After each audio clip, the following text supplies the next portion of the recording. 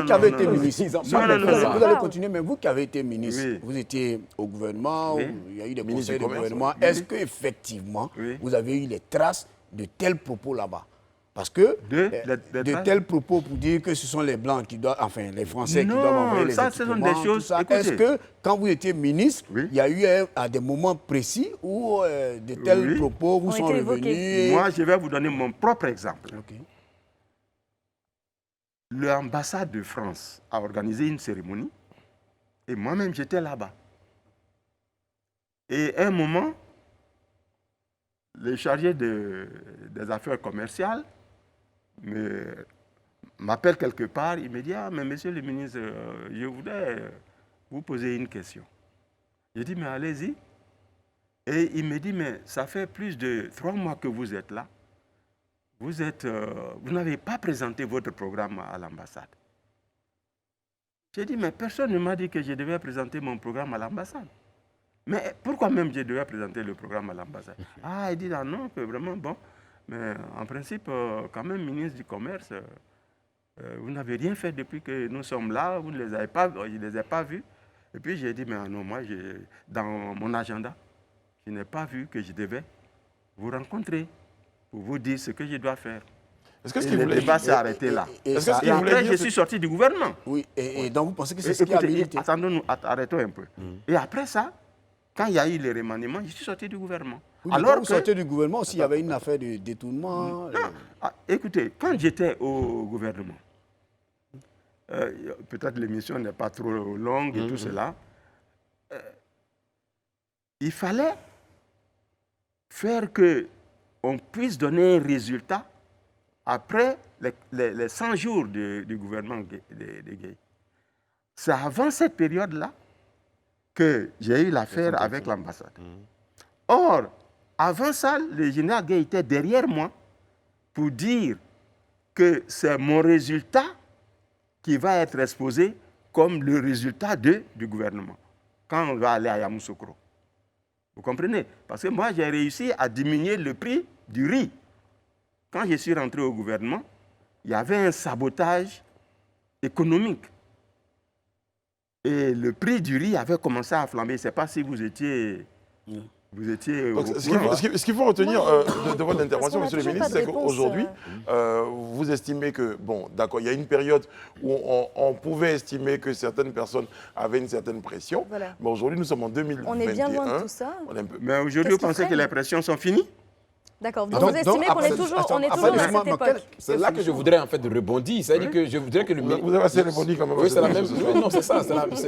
Est-ce que le ministre veut nous dire, puisque Brice dit, est-ce que le ministre voulait nous dire aujourd'hui que tous ceux qui ont succédé à Houphouët-Boigny, quand bien même on prônait qu'ils allaient à l'industrialisation, n'ont pas eu le courage nécessaire d'affronter ce lobbying qui était en place qui les empêchait d'aller à cette industrialisation? Est-ce que vous voulez nous dire ce soir? Il y a 2 possibilités. Ou bien ils ont eu peur d'affronter certains obstacles, ou bien ils ignoraient comment faire pour industrialiser. Alors, qu'est-ce que vous proposez? Parce que ça va être important pour la suite. Mais c'est là où ta première question prend son sens. Quelle est la portée justement du mouvement qu'il soutient? Qu'est-ce que vous avez fait concrètement? Quels ont été les freins pour ne pas les réaliser? Vous avez dit que vous faisiez des offres au gouvernement pour aller dans le sens de l'industrialisation. Quelles offres ont été faites? Et qu'est-ce qui n'a pas été réalisé? Qu'est-ce qui a été réalisé? Merci beaucoup. Moi, j'étais en Suisse jusqu'en 2007. Je suis rentré avec un programme d'industrialisation pour l'Afrique, y compris donc la Côte d'Ivoire. Par des amitiés, j'ai pu contacter le gouvernement du président Gbagbo pour qu'il sache que j'ai un programme.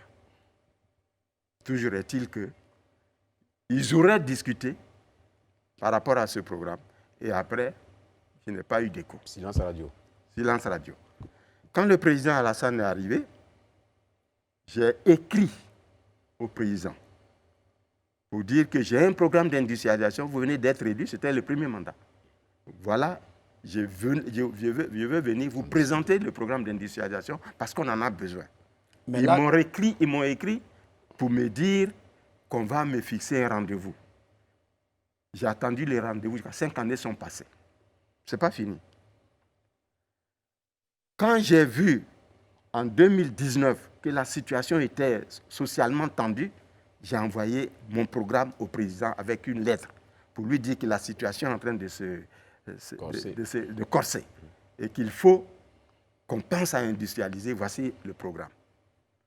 Et le président m'écrit pour me dire que j'ai reçu votre proposition, j'ai remis l'offre au ministre du Commerce et de l'Industrie, vous allez vous rencontrer, vos équipes et puis son équipe, pour que vous en parlez. Après, on a eu une réunion avec le ministre du Commerce et ses experts. Et moi, je suis allé aussi avec une dizaine de mes amis du MCI. Nous avons eu une réunion qui a duré 3h30 à 4 heures de temps. Ils m'ont posé toutes les questions possibles et inimaginables sur le programme d'industrialisation que j'ai proposé.